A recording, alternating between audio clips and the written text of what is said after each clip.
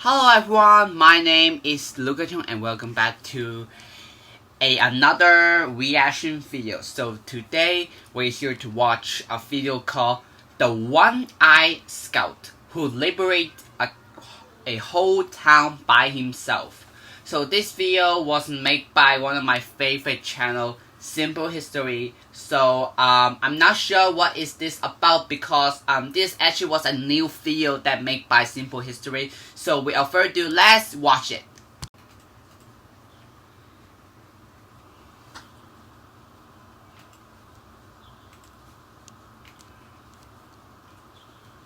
Leo Major.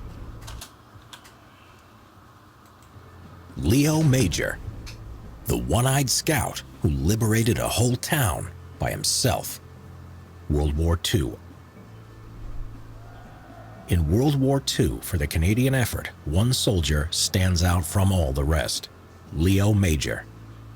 He was a French-Canadian from Montreal, Canada. In 1940, at the age of 19, he joined the Regiment de la Chaudière of the Canadian Army. Their insignia underlines their fierce fighting reputation, consisting of two crossed Vickers machine guns with a beaver above supporting fleur-de-lis. Private Leo Major first saw action at D-Day in France, taking part in the Normandy landings on June 6, 1944. Straight away, he distinguished himself as a scout behind enemy lines by capturing a German communications half-track full of secret code books. He then forced the captured crew to drive the Hanomag towards friendly lines, but was fired upon with anti-tank guns by British and Canadian troops. Leo had to climb on top of the vehicle to get them to stop firing as they drove closer, and later remarked how happy he was that the British and Canadian soldiers didn't know how to shoot. When the English officer asked Leo to hand over the Hanomag, Leo refused outright, stating that it was a Quebec man who captured it, and so it was handed over to the Chaudière Regiment. His war was nearly cut short when a few days later he was scouting ahead of his unit. Leo unexpectedly encountered a patrolling elite Waffen-SS unit. In the ensuing firefight, he managed to kill 4 of the enemy soldiers, but one of them, fatally wounded, managed to throw a phosphorus grenade, and Leo was hit, damaging his left eye badly. Leo was then sent to a field hospital for treatment. Leo had to wear an eye patch while his eye healed, and he remarked on how he looked like a pirate. Remarkably, he refused to be sent home, stating that he only needed one good eye to aim a rifle. Quickly, he returned to the front line and continued to act as a scout and sniper for his unit. Shortly after returning to active service in October 1944, he was involved in the month-long Battle of the Scheldt in Holland, which involved much heavy fighting and several amphibious landings. One day during this prolonged battle, Leo's commanding officer had ordered him to find the 50 zombies who had gone missing on patrol earlier. Zombie was a slang term used by Canadian volunteers for unenthusiastic, inexperienced Canadian conscripts in the war. Leo was carrying out the reconnaissance by himself, as always wearing PT sneakers instead of heavy boots. He was deep behind enemy lines in the dark, in freezing cold rain, muttering to himself, "I am frozen and wet because of you, so you will pay." Drenched to the skin while not finding the zombies, he did come across a garrison of German regular troops, sleeping in trenches that they had been digging all day. Noticing a snoring German officer, Leo woke him up, pointing his Sten gun at him, and then motioned him to order his men to follow him. One soldier raised his rifle and was shot dead by Leo, followed by 3 others who joined the firefight. After this, he shouted, "Achtung!" and "Handen hoch!" and the garrison quickly decided to surrender to him. He then single-handedly marched 93 German soldiers back to the Allied lines. But on the way there, they were attacked by Waffen-SS troops manning an artillery battery from a neighboring village, who were infuriated that their fellow countrymen were surrendering. This left a lasting impression on Leo.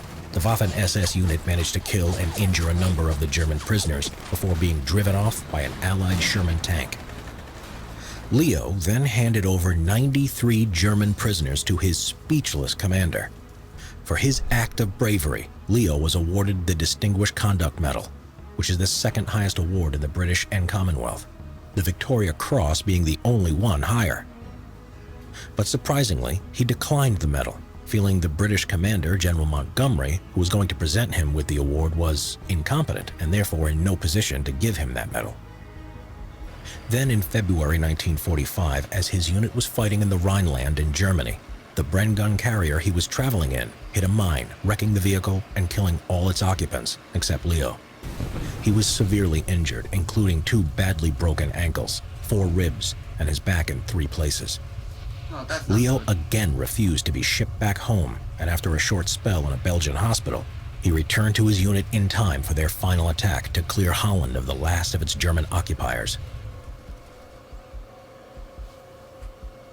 So, on April 13, 1945, the Allies were preparing to attack the large Dutch town of Zwolle, but were unsure of the strength or deployment of the German forces in the town. That evening, Leo and his friend Corporal Willie Arsenault volunteered to carry out a recon of the area. The city was planned to be bombed by Allied artillery, and this is something Leo and Willie wanted to prevent. When the two approached the outskirts of the silent town, the Germans spotted Willie after his grenade bag made a rattling noise, and he was killed by enemy machine gun fire. Leo took 2 of them out, but the others fled in a vehicle. He then took his friend's Sten gun, an extra bag of grenades, then laid his lifeless body on the side. So enraged was Leo that he would go on a one-man rampage that lasted the whole night, using his submachine gun and bags full of grenades. He hijacked a nearby German scout car, disarming the driver and taking his MP-40, adding a 3rd submachine gun to his inventory. Leo made him drive to a hotel, then entered a bar. There he disarmed a German officer who could speak French to Leo, and he made him aware that the town was to be bombed by Canadian artillery, which would result in German military and civilian casualties. The officer understood, and in good faith, Leo handed him back his pistol, allowing him to drive off in the hopes that he would evacuate his troops rather than rally an attack. Leo moved around the town for a few hours in the dead of night, firing on any German units he came up against, throwing grenades and making as much noise around town as possible. His idea was to confuse the enemy into believing that they were under attack by a far larger Allied force storming the city. He proceeded in killing or capturing German defenders as he moved from street to street, using the local river and church as reference points so as not to get lost. Every time he had enough prisoners, normally between 8 to 10, he would march them back to the Allied lines and drop them off, before returning to the town to carry on his one-man assault. He is reckoned to have done this around 10 times. 4 times in the night he had to force his way into civilian houses to rest. Although terrified by his initial appearance, once they understood he was Canadian, they looked after Leo. During his rampage, he also attacked and set light to the Gestapo headquarters, further adding to the confusion. Then, finding the SS headquarters, he engaged in a firefight, killing 4 SS officers inside. Then, later, Leo came across a group of townsmen by chance. This included a local policeman by the name of Frit Kuiper. All of these men were secretly members of the Dutch resistance. Leo then explained to them that the town was liberated. Then the group went on to take the town hall and bring the civilians out onto the streets. By 4:30 a.m., the German garrison had fled the town, and Leo had single-handedly liberated Zwolle. Leo retrieved his friend Willie Arsenault's body and returned to his unit, who had yet to advance into the town. On that morning of April 14th, the Allied forces entered the town without a shot being fired and without the loss of civilian life from the planned bombardment, due to Leo's outstanding bravery the previous night. For his heroism above and beyond the call of duty, he was again awarded the Distinguished Conduct Medal, and this time he accepted it. After the war, Leo left the army and returned to civilian life to resume his old job as a pipe fitter. With the start of the Korean War in 1950, the Canadian Army joined the United Nations forces in fighting the Communist Chinese and North Korean invasion of South Korea. Leo, though only 29 years old, was seen as a veteran with a special skill set and was recruited to rejoin the army and become a member of a special scout and sniper team. Then, in November 1951, the Communists attempted to take some strategic important high ground just 40 miles away from Seoul, the South Korean capital.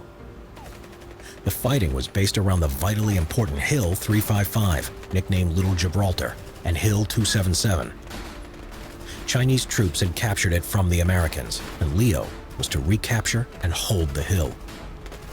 The fighting raged for days, and the Canadian commander, Lieutenant Colonel Jacques Dextraz, declared, "In the event the battalion is attacked, there will be no withdrawal, no platoons overrun, and no panics."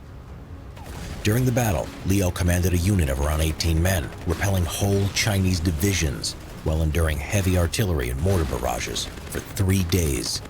Even though Leo had been ordered to retreat when the Chinese divisions counterattacked, he refused. Instead, he demanded that the commander of the mortar platoon, Captain Charlie Forbes, rain mortar fire on the enemy.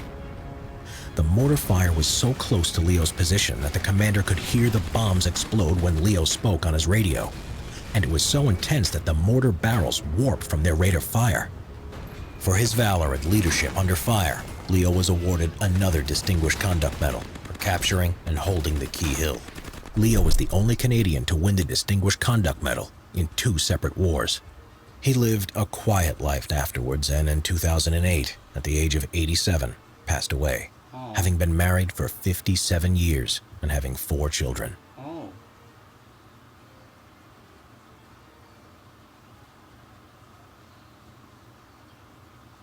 Leo Major Jones, 1921 to 2008. Wow, that's I feel like this guy is a legend. Like how possible like he actually like liberate a whole town by himself. Look, oh, that looks so badass actually. Well, when I heard you say zombies, like I don't know like what is that meaning, like, you know, cause he says zombies, like the animal, what's that meaning, why he says zombie, I don't get it. And also, by the way, why is he wearing a shoes that looks like in present day? The shoe that he wearing looks like those we saw in present days, in right now, you know.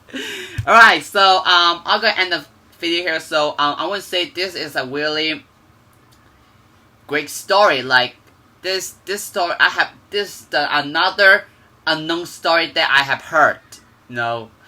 So alright guys, so I'm going to end the video here. So I hope you guys enjoy.